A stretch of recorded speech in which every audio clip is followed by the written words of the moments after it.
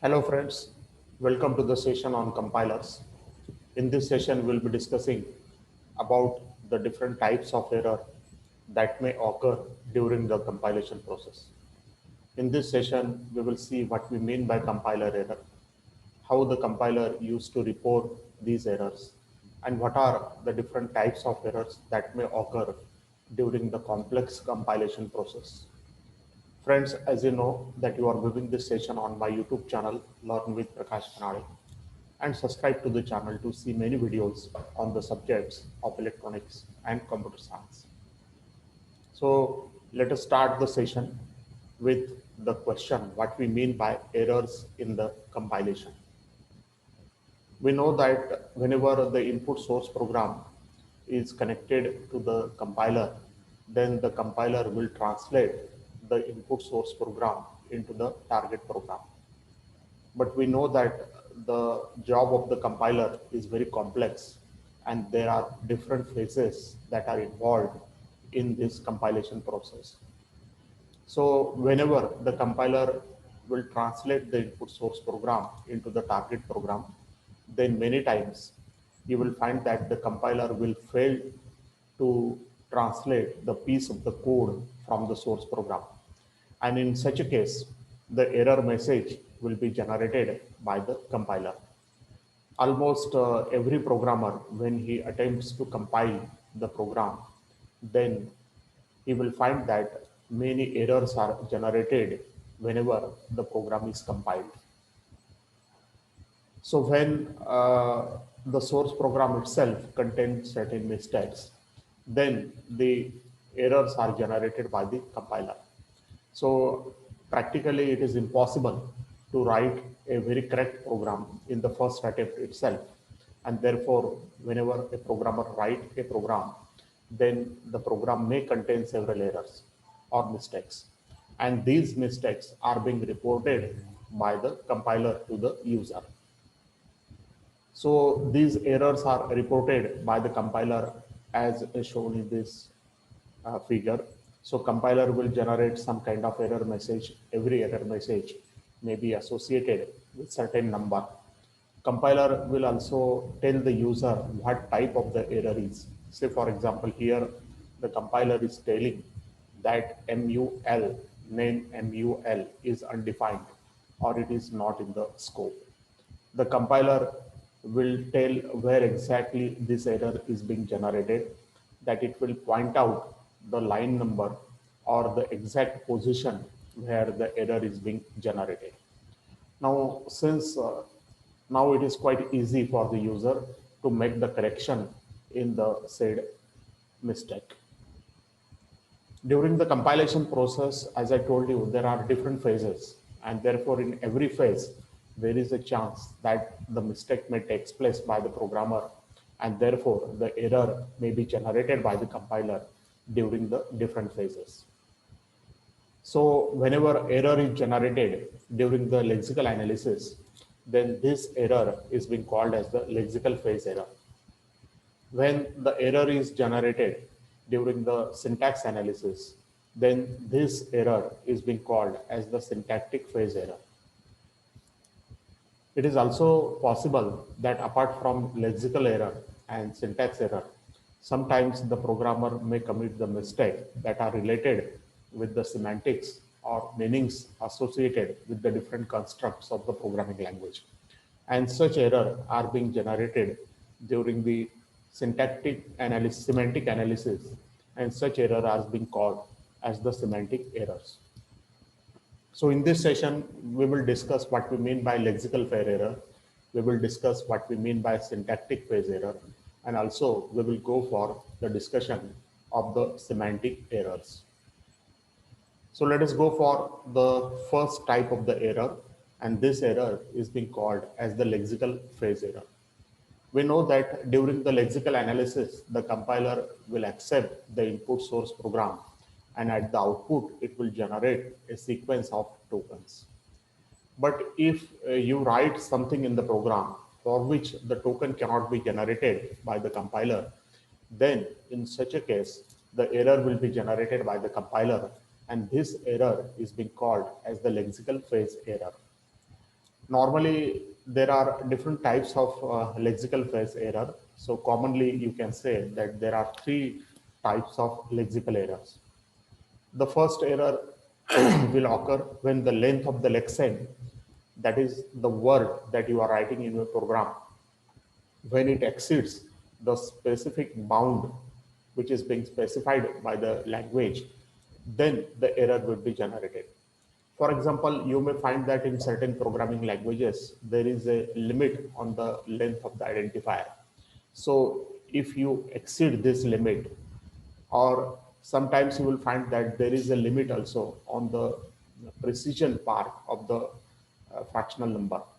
So when you exceed this limit, then the compiler may generate error, and this error is being called as the lexical phase error. We know that every programming language will have a certain set of characters, and only those characters are permitted to make use within the program. But if you make the use of certain illegal characters in the program, say for example, certain characters may not be permitted by the programming language. And if you try to use it within your program, then the error will be generated by the compiler. And this error is being called as the lexical error. Many times we write comment in the program. So there is a certain format of writing the comment. So when we writing the incomplete comment and we do not complete it, then in such a case, the error will be generated. It is also possible that when you write something string and if you do not terminate the string, then the error will be generated by the compiler, and this error is being called as the lexical phase error. So for example, if you have written a certain part of the program like this, where you are writing a function, and while writing the expression in the function, suppose you make the use of a dollar sign or upgoing arrow, and suppose the compiler is not permitting the use of these characters, or the programming language is not permitting the use of these characters while writing an expression, then you will find that this error message, lexical error message, will be generated by the compiler. Now, once you know that what is the error, then you can recorrect it. Suppose the dollar is being replaced by plus and the upgoing arrow is being replaced by greater than sign, then the compiler will compile this program successfully. So it is possible that whenever you make the mistakes of these types, then the lexical errors are generated by the compiler. The another most common type of the error that appears almost in any program is being called as the syntactic phase error. This error will occur during the syntax analysis of the input program. That is, whenever we feed the input program, lexical analyzer will generate a sequence of tokens. This sequence of tokens is being connected to the syntax analyzer, and the syntax analyzer will impart a syntax tree structure or a parse tree structure to the input sequence of tokens. But if the compiler is not in a position, or the syntax analyzer is not in a position to generate a parse tree, then the error will be generated, and this error is being called as the syntactic phase error. So these errors particularly point to the grammatical mistake, because every programming language has certain syntax rules or grammatical rules. So while writing the program, it is necessary to obey these grammatical rules. But if you do not obey these grammatical rules, then the error will be generated, and this error is being called as the syntax error. Syntax error are the mistakes in the program, and these mistakes can be of different types. Say, for example, suppose in a structure of the program, it is necessary to make the use of comma or semicolon or quotation mark. So if you forget of writing the comma, semicolon or quotation mark, then that is being called as a syntax error. Suppose you are using some word in a program, say function name or an identifier name, and suppose you declare it by different name, and while using it, you use it by another name. So such as misspelling of a word or misspelling of the keyword that is being used within the program. So such type of the error uh, may be called as the syntax errors. It is necessary that almost in a programming language, you need to declare a variable before actually you make the use of it within a program. But sometimes people forget to declare a variable. So failure to declare a variable before using it in the program can be called as a syntax error. We know that every programming language has different constructs. Say, for example, we have a construct for writing conditional statement. We have a construct for writing selection statement. We have a specific construct for writing loop statement in any programming language. And if you do not follow these uh, constructs or formats of selection statement, loop statements, in the programming language, then the error will be generated by the compiler, and this error is being called as the syntax error. So many times we do not complete the parenthesis, we do not complete the square bracket, or we do not complete the curly brackets. So it is necessary to match the parenthesis, square brackets, and curly brackets. But if you fail to do so, then the error will be generated by the compiler, and this error is being called as the syntax error. So syntax error, as I told you, these are the most common type of error. So whenever you go on learning any programming language, then always you will notice that even if you write a very short program, it is possible that several errors may be generated by the compiler. And most of these errors are the syntax errors, because it is quite possible that we may commit mistakes, and these mistakes will generate the error, and these errors are the syntax errors. So for example, you have written a program code, something like this, where you have made the use of curly bracket, and now you forget to close the curly bracket. So in such a case, the error will be generated by the compiler, and compiler will point out you the line number where the error is being there, and compiler will ask you to complete the curly bracket so that the block can be completed. Another type of the error that people may face is the semantic phase error. Now we know that the compiler not only will perform the syntax analysis, but it will also perform the semantic analysis. And whenever the compiler performs the semantic analysis, then the errors are generated by the compiler, and these errors are being called as the semantic errors. So if the compiler is not in a position to generate the semantic actions along with the syntax tree or parse tree, then the error is being generated, and this error is being called as the semantic error. So semantic error, you can say that it is a violation of rules of the meaning of the programming language. That is, every programming construct will have a certain meaning associated, and this meaning should be followed. So if you are violating the rules of the meaning, then in that case, the error will be generated, and this error is being called as the semantic error. So semantic error can be of different types.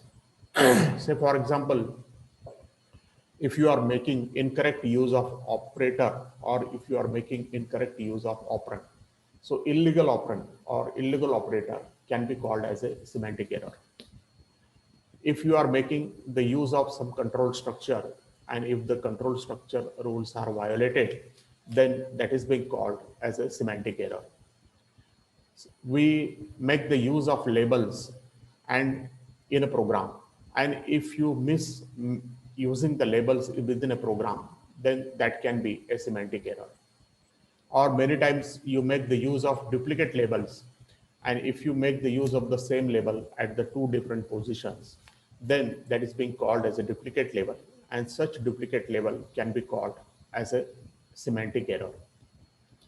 Or many times we make the use of a variable within an expression, and if this variable is not assigned some initial value, then the use of the unassigned variable is also a kind of semantic error.